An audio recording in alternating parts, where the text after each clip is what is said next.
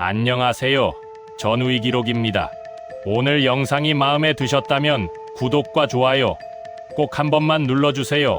그 작은 클릭 하나가 이 채널을 살아있게 합니다.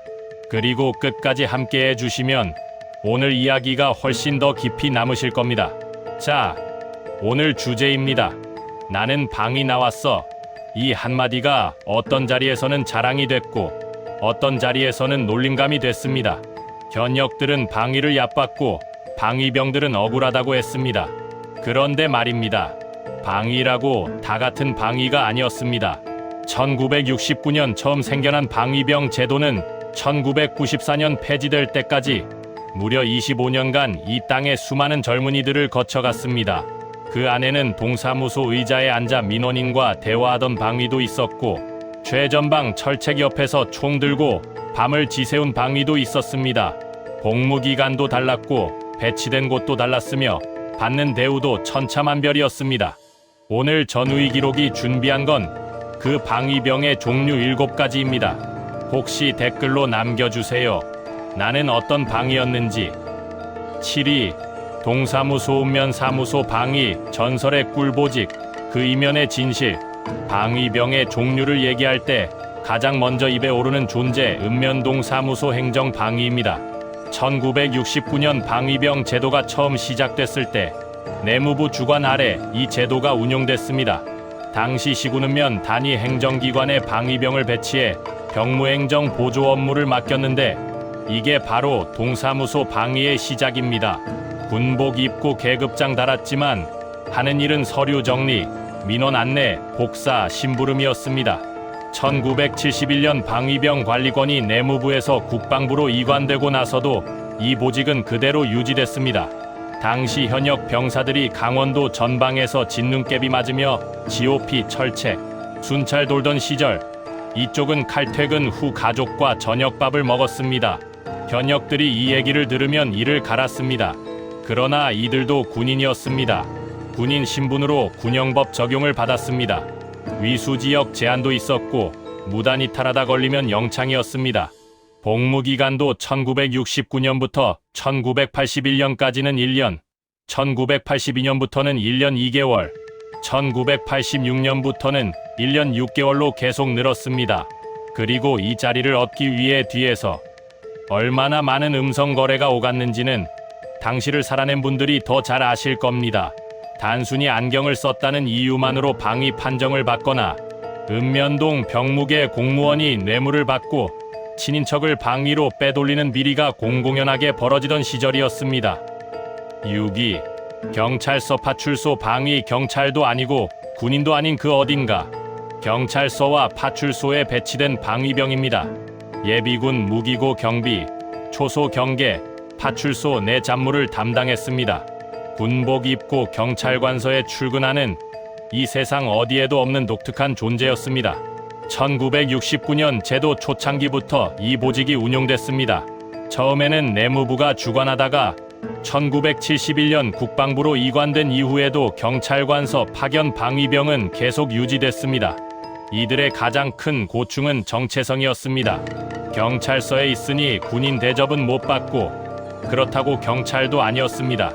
파출소 소장인 경위나 경감한테 이래저래 치이기 일쑤였습니다. 예비군 무기고 경비 같은 경우 한밤중에 홀로 칠흑 같은 창고 앞을 지키는 일이었습니다. 무섭고 춥고 아무도 알아주지 않는 자리. 그래도 집에서 출퇴근은 했습니다. 1986년에 복무기간이 1년 6개월로 늘어났을 때 경찰서 방위들이 특히 반발이 컸습니다.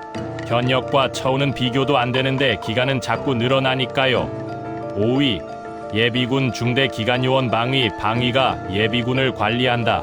이건 구조적으로 독특한 경우입니다. 예비군 중대에 배치되어 기간요원으로 복무하는 방위병이었습니다. 예비군 훈련 행정 지원, 무기 및 장비 관리가 주 임무였습니다. 1969년 방위병 제도 초기부터 예비군 중대 기간요원 보직이 존재했습니다. 당시 1968년 향토예비군이 전국적으로 편성되면서 이를 운용할 행정 인력이 필요해졌고 방위병이 그 자리를 채웠습니다. 재미있는 건 22살 방위 상병이 40살 예비역, 병장 아저씨들을 관리해야 하는 상황이 구조적으로 발생한다는 것입니다. 물론 현실에서 함부로 나댈 수는 없었겠지만 법적으로는 그런 위치였습니다. 이 보직의 장점은 비교적 안정적인 근무 환경이었습니다. 단점은 예비군 훈련 기간이 되면 일이 폭발적으로 늘어난다는 것. 인원 파악, 장비 점검, 행정 처리까지 정신없이 바빠졌고 예비군 아저씨들 사고 나면 그 책임까지 덩달아 따라왔습니다. 1982년 복무기간이 1년 2개월로 늘어날 때 그래도 예비군 중대 방위는 덜 힘들지 않냐는 말에 당사자들이 얼마나 억울해했는지는 짐작이 가실 겁니다. 4위, 해군 공군 부대 방위 육군보다 대우는 낮다. 그런데 방위병은 육군만 있었던 게 아닙니다. 해군과 공군 부대에도 방위병이 존재했습니다. 각 군 부대 내에서 행정, 경계, 보조 임무를 수행했고 군번 체계도 소속군에 따라 달랐습니다. 해군 방위병은 항만 시설 경비나 기지 내 행정 보조를 주로 맡았습니다. 공군 방위병은 비행장 외곽 경계 임무 등을 수행했습니다. 육군 방위에 비해 상대적으로 시설이 낮고 체계가 잡혀 있었지만 규율은 오히려 더 엄격한 경우가 많았습니다. 가장 큰 문제는 지역이었습니다. 섬, 지역이나 해안 오지 부대에 배치되면 집에서 출퇴근이 사실상 불가능해졌습니다. 방위병의 최대 이점인 출퇴근, 복무가 사라지는 것이죠. 영내 생활을 해야 하는 순간 그건 그냥 현역입니다. 1969년부터 1981년까지는 복무기간이 1년이었으니 그나마 나았지만 1986년 이후 1년 6개월로 늘면서 섬 부대 해군 방위병들의 고통은 더욱 커졌습니다. 차가운 바닷바람 맞으며 초소서는 해군 방위병, 절대 편하다고만 볼 수 없었습니다. 3위, 육군 일반 부대향 토사단 방위 훈련은 현역, 대우는 찬밥. 이제부터가 진짜입니다. 육군 일반 부대에 배치된 방위병, 속칭 부대 방위입니다. 1971년 방위병 관리권이 국방부로 이관되면서 군부대 내 방위병 활용이 본격화됐습니다. 향토사단과 후방부대의 전투병 또는 비전투병으로 배치된 방위병들이 여기 해당합니다. 이들의 고통은 이중적이었습니다. 훈련은 현역과 똑같이 받아야 했습니다. 유격, 화기훈련, 행군 전부 현역과 함께였습니다. 그런데 군복에는 방이라는 글자가 박혀 있었고 현역 병사들로부터 노골적인 차별을 받았습니다. 특히 1977년에는 주한미군 7사단 철수, 여파로 3급 판정자까지 현역으로 전환하는 조치가 내려지면서 방위병 자원이 일시적으로 줄어들기도 했습니다. 그러다 1980년대 들어 다시 방위병 규모가 유지되면서 부대 방위들의 처지도 계속됐습니다. 1982년에 복무기간이 1년 2개월로 1986년에 다시 1년 6개월로 늘어날 때마다 부대 방위들의 한숨은 더 깊어졌습니다. 복무기간은 늘어나는데 방위라는 꼬리표는 떼어지지 않으니까요. 2위, 해병대 방위. 해병은 방위도 해병이다. 방위병 중에서도 전설적인 존재가 있었으니 바로 해병대 방위입니다. 해병대 방위병의 군번은 5200으로 시작했습니다. 그래서 이들은 스스로를 오둘빵빵이라고 불렀습니다. 해병대는 방위병을 방위병으로 취급하지 않았습니다. 해병은 해병이었습니다. 해병대 특유의 강철 군기, 체력 훈련, 정신 교육이 방위라고 해서 면제되지 않았습니다. 오히려 더 독하게 굴리는 분위기가 있었습니다. 특히 김포강화 지역의 해병대 방위병들은 갑종 1급 신체 판정을 받은 건장한 청년들이 대부분이었음에도 접적지역 특성상 취약지 보충역으로 분류되어 방위 영장을 받았습니다. 1977년 이후 북한 도발이 산발적으로 이어지던 시기에 이 지역 해병대 방위병들은 실제 접적지역 경계 임무를 섰습니다. 훈련도 현역, 경계도 현역, 타이틀만 방위였습니다. 1982년 복무기간이 1년 2개월로 늘었을 때 해병대 방위들 사이에서는 해병인데 방위 소리 듣는 것도 억울한데 기간까지 늘리냐는 반응이 나왔습니다. 해병 방위 기수 선임은 지금도 전설로 남아 있습니다. 당시 방위라고 얕봤다가 해병 방위 기수 선임한테 혼쭐난 현역들 한둘이 아니었습니다. 1위, 전투방위군 부대 전투병 배치, 이름만 방위, 실상은 완전 현역. 오늘의 1위입니다.